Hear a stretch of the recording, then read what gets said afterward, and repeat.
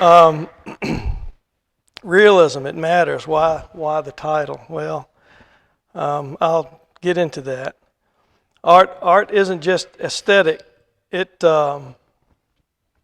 used for historical documents, political, humanitarian statements, or a vision for our future. As we move into realism, seems to check all those boxes, but also realism, abstract science is telling us today that what artists have been telling us about the movement years and years ago, that they understand why it's so appealing. But let's talk about the cave painting. This is actually considered abstract work, even though there's enough realism in it to help you understand what's behind the point. And for me, this is a human recording for future families in that area to move to that area, because it's got an abundant hunting ground. It's provided for a family, and it will continue to provide for those who come and actually dwell in this particular cave. Anthropologists use art to gauge whether society has been successful or not, and the more evidence is that there's a large art community only proves that the society has been successful and thriving. I'm not going to give you a $19,000 year history lesson, but just wanted to show you that painting. My present work is focused on large florals, and let me get into some of that as the reason why. This painting was done by an artist named Vangelis Andreatakis. He's a Greek artist, and the painting's name is Spanish Shawl. It's a 36 by 48. It's in oils. We saw this painting when I was in Key West with my son. He was stationed in the Coast Guard down there, and as we went down Gallery Row, this particular piece could be seen from the street way in the back of the gallery. It was well lit, and of course, I became the moth to a flame. As we made our way back to the gallery, my son got to chuckling at me because I was standing there for so long with my mouth open.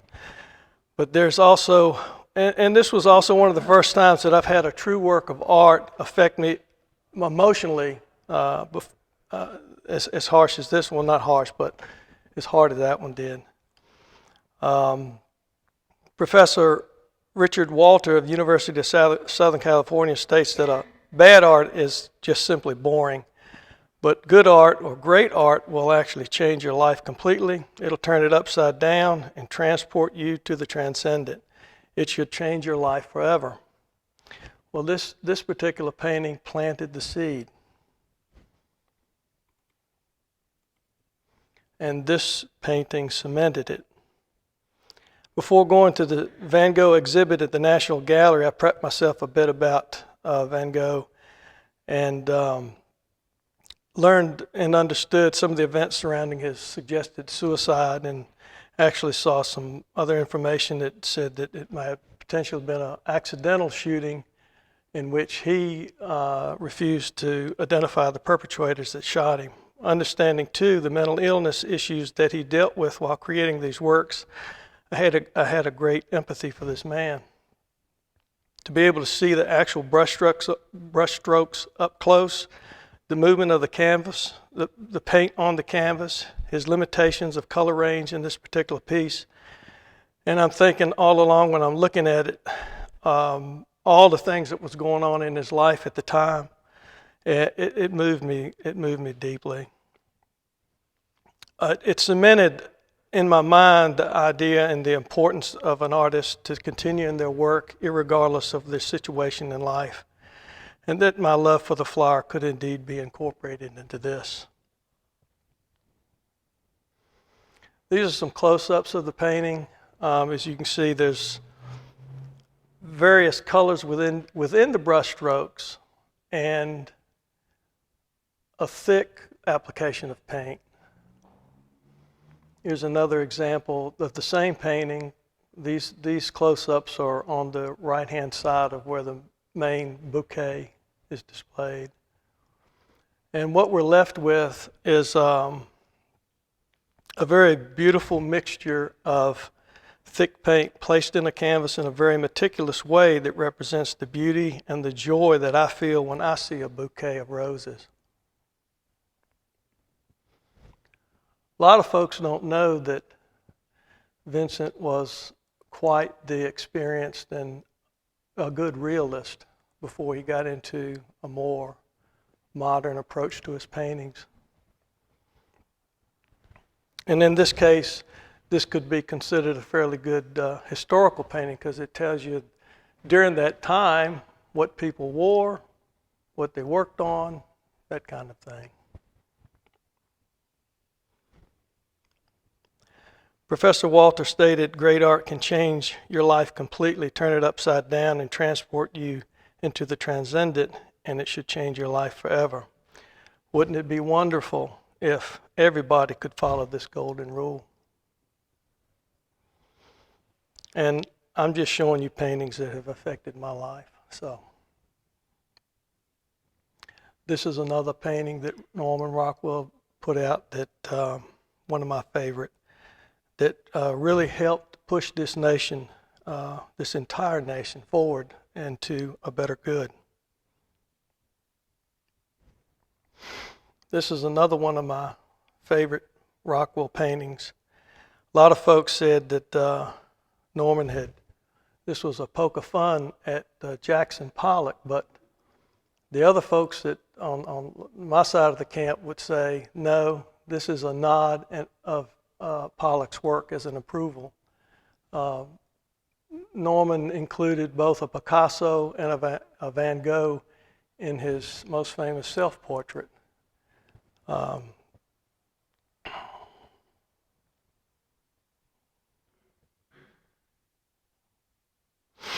Going back to this one, it perplexed scientists when Pollock was finished his paintings and they were selling, and they were in major museums already.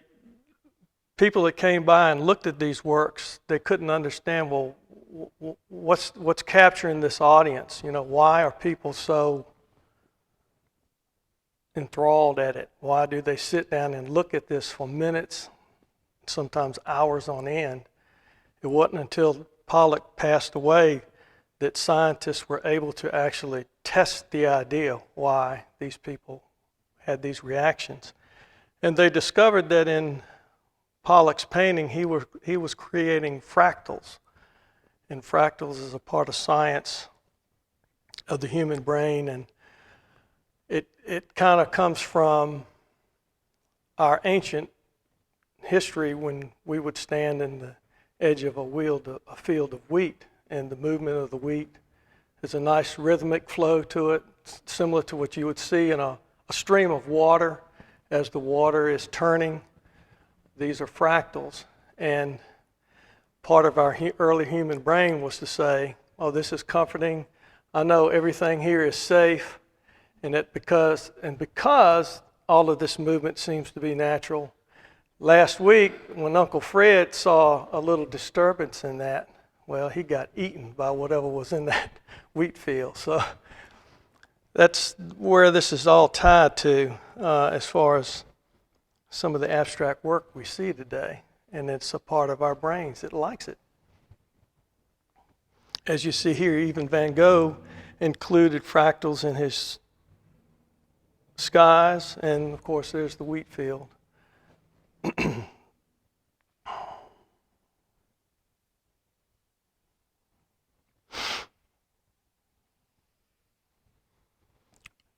Jordan Peterson, a famous psychologist out of Canada, stated, artists help us to see what we do not know.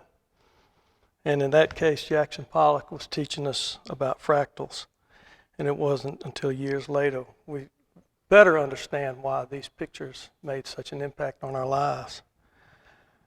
Let's talk about the Impressionistic movement. Back then the galleries and salons were extremely controlling, and if you didn't pass the muster of what they wanted you to put in the galleries, well, you didn't get a shot at it.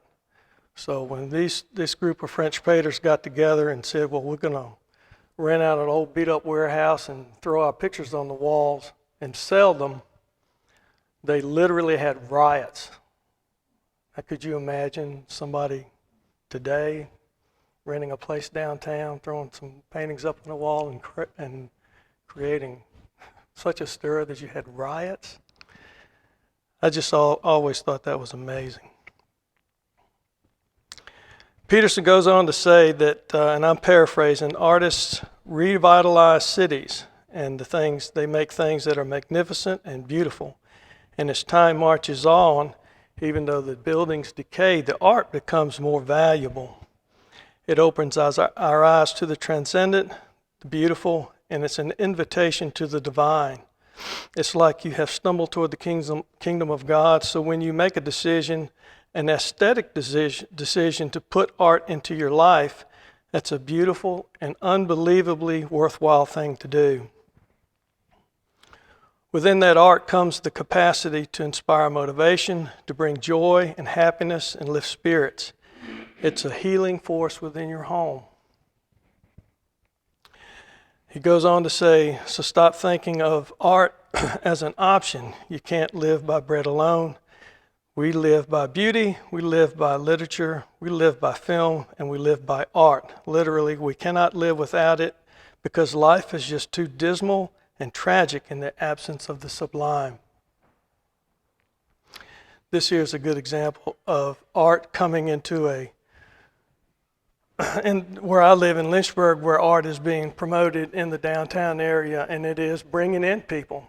He talked about yuppies moving in and all this, but that's exactly what happens. In downtown Lynchburg, we've seen several galleries pop up and beauty like this on the walls and murals and things of that nature in that area.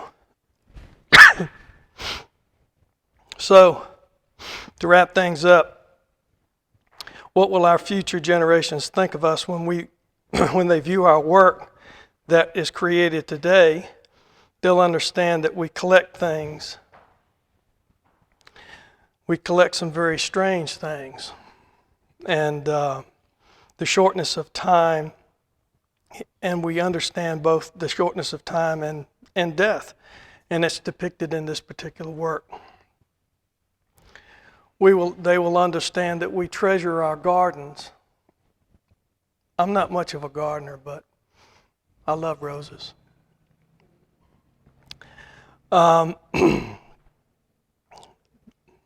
They will understand that we treasure our planet and its resources. Excuse me.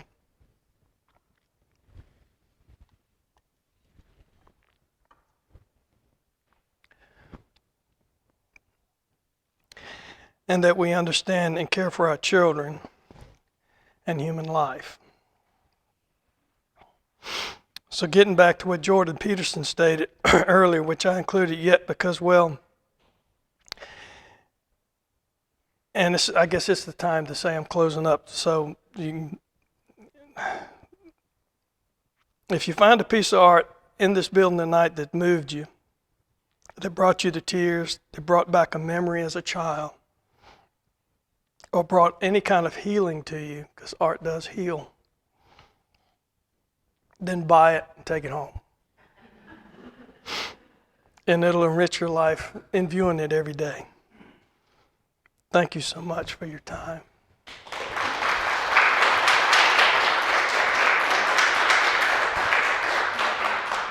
Any questions or comments? And I'll tell you,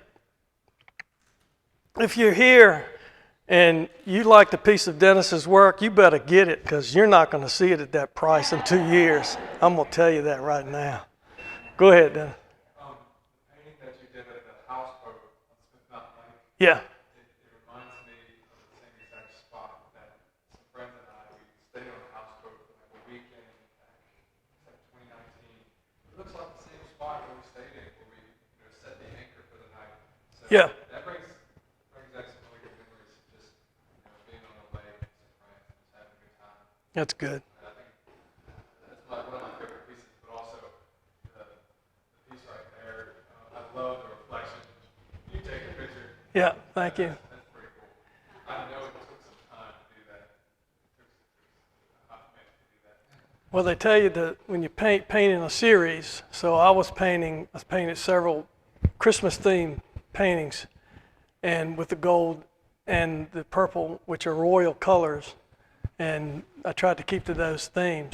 This other painting here with the violinist, in my mind, when I put that together and set that up, when I called it Captive Audience, because the ornaments are her children, and she's keeping them at bay with some music. So that's some of the reasons behind that particular piece. I just have a comment. I'm a bit of a history buff, and you educated me on the fact that Vincent Van Gogh did some realism. Yes. Yeah. That's incredible. Yeah. I learned something there, so thank you. So did Picasso. Picasso did some tremendous realistic work, and when you look at his work, he too showed us a different way to see with his cubism. He's giving you a picture of a face from 2 or 3 different angles. So, yeah, artists have a big role in our society, and I guess after Picasso wrote, I think he did like 13,000 paintings in his lifetime. Yes. Especially the flowers are so detailed. I'm just wondering how much time, I know there's no average, but does it take you a lot of time to view one of the pictures of a flower or roses, for example? It always depends on the amount of detail. If I'm putting in a lot of, say, water droplets, which I call the bling in my paintings, most of these paintings were done using a Flemish technique. It's a multiple layered technique, starting with an umber underlayer and then a grisaille, black and white. And then each layer is built up, so it kind of creates a stained glass effect as the light comes through those paintings and bounces off that first coat and comes back. It can make some of the paint shimmer under the right light. So it takes weeks to complete a painting. Yes?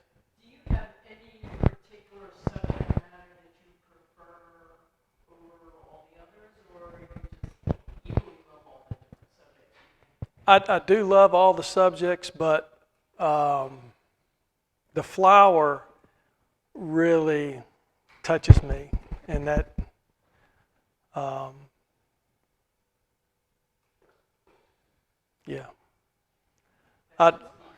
yeah.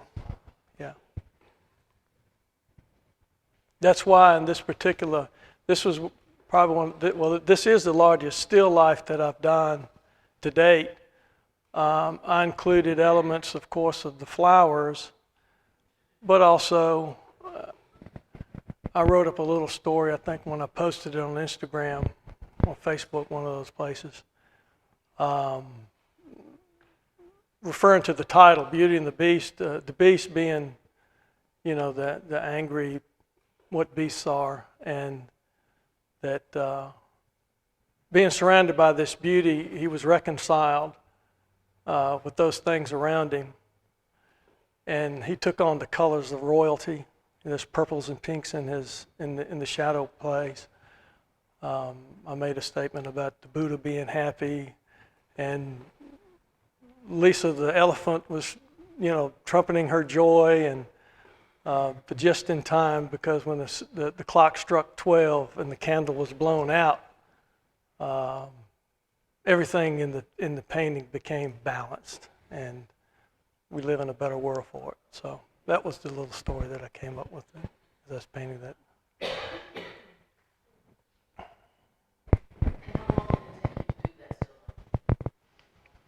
I want to say about a year, because I was working on that and other projects, and then I would come back to it. But yeah, that painting sat in part of my studio for a very, very long time. And all the pieces in it from your collection? Yes. Mm-hmm. I've done a couple of paintings with the gray vase. I thought about bringing the original painting of that gray vase that I had with it, had some chrysanthemums and a doily and that kind of stuff, but that was ancient of days for me as far as way back pieces. I think the oldest piece I have in here is going to be the Vermeer copies. I think I did those back in the early 2000s. So by looking at that and then looking what you see here, that you got almost a 20-year range of work. It's not a retrospective, but yeah, I had to gather quite a bit of pieces together because I didn't have quite a lot of work is in the gallery, and I just didn't have enough to bring new work, which I think, you know, the pink roses and this piece, the landscapes were done within the last couple of years. The rest a little bit older.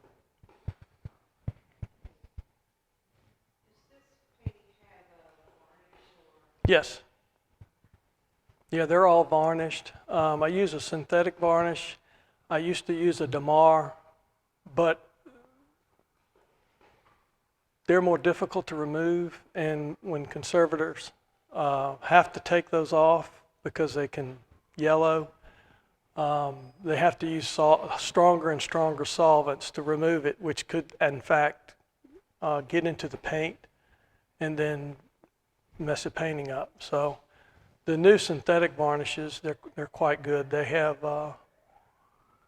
they're easily removed with odorless mineral spirit, which is a real mild solvent, whereas your Damar varnish has to be removed with a really strong turpentine, or even sometimes stronger. That's a pretty strong solvent.